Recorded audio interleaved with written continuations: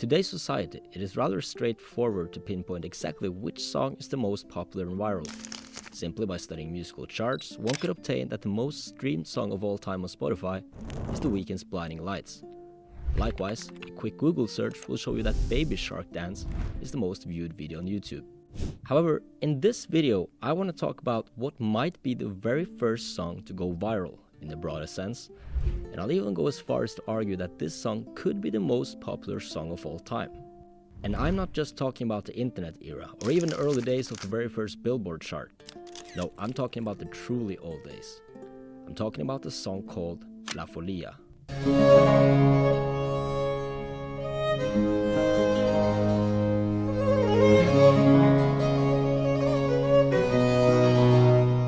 This immaculate piece of music was explored and embraced by the likes of Vivaldi and Bach, maintaining its place in the top tier of music for centuries.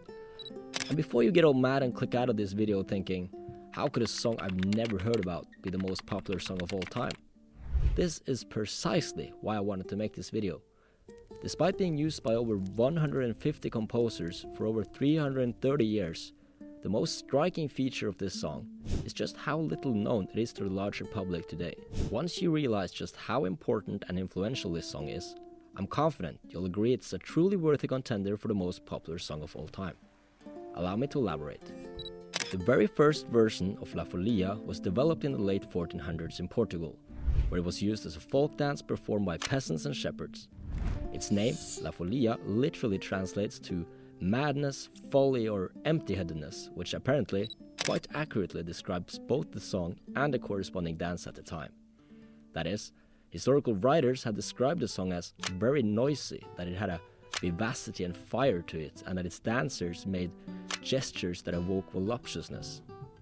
Nonetheless, this madness turned out to be rather popular at its time. After living in Portugal for around 100 years, the song was eventually introduced to their neighboring country Spain, where it gained an even greater popularity. However, it kept its style of voluptuousness for now. Then, sometime later, it crossed the Mediterranean and was embraced by the Italians.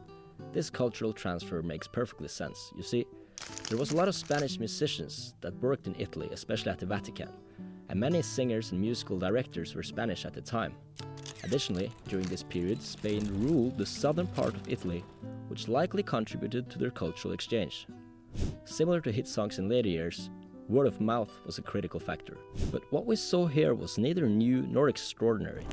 The phenomenon of a song traveling across borders had happened before throughout the medieval times and the Renaissance, though the scale of this song's spread was notably larger than usual. But what happened after this is truly a more remarkable phenomenon. As the world entered what the hindsight historian refers to as Baroque, the song quickly followed suit and took on a slightly different walk, as the Baroque spirit praised elegance and grace above the untamed peasant dances. From a more hectic tune, it mellowed into a simpler, rather fixed melody of 16 bars set to a standard chord progression. Fans of the song, and I call them fans as they've even made their own website for it, distinguishes an early and later Folia. The earlier version is what we've seen up until this point, a quick-paced and tumultuous melody, whilst the later version was a more dignified, defined version that was formed during the Baroque, which is the version that is known to the modern world today.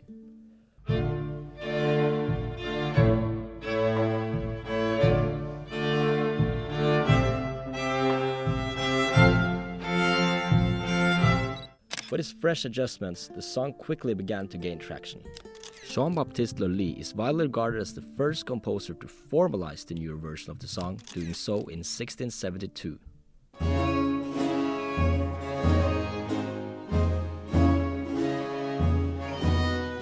The progression itself was deceptively simple in style, and while the key varied to suit different purposes, D minor emerged as the favorite choice.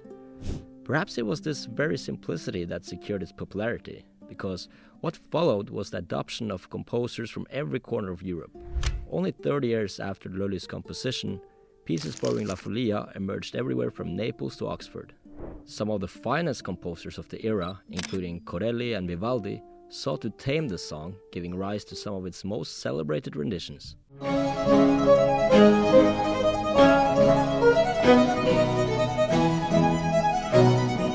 And not only did intellectual composers fall in love with the tune, it also made its way into English operas and Swedish political ballads.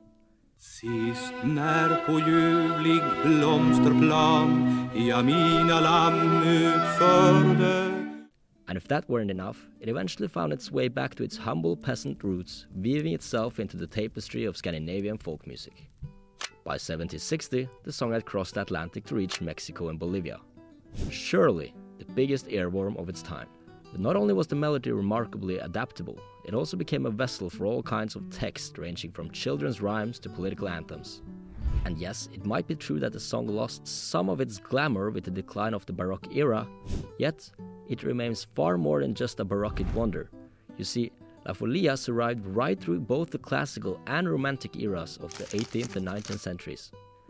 Throughout this period, it was used by the likes of Johann Sebastian Bach and Hector Berlioz, as well as surfacing briefly for 8 bars in Beethoven's Fifth Symphony. Showcasing remarkable stamina, La Folia has even lured its way into modern pop culture. For example, versions of the song were featured in films like The Addams Family and Stanley Kubrick's Barry Lyndon. If you're a fan of hedge funds and power plays, you might have heard the song in the TV series Billions as well.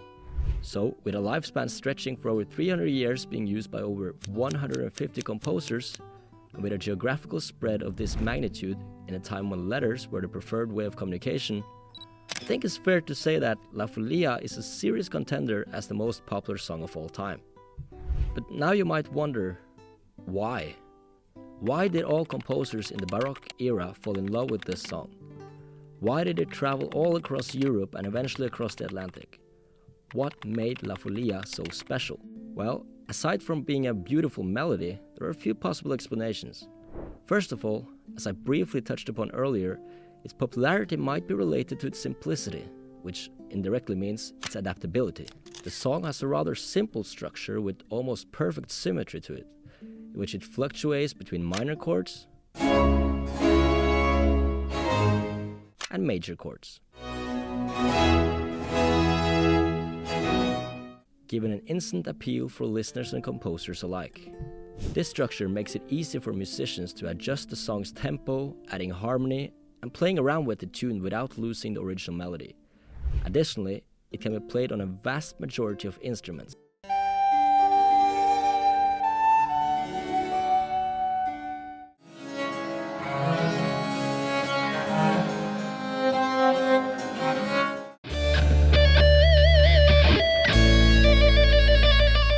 Then you have the mere exposure effect. The repetition inherent in all the folias could be an explanation for its popularity, as humans are drawn to known patterns. An exact same pattern repeated over and over becomes boring.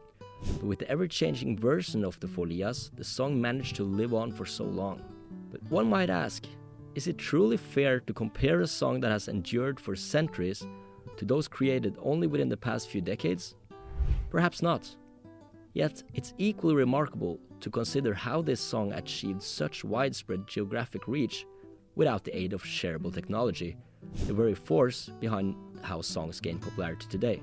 You may agree or disagree with the claim that this is the most popular song of all time. Yet one thing is certain, it commands a great deal of respect. Thanks for watching, I'll see you in the next one.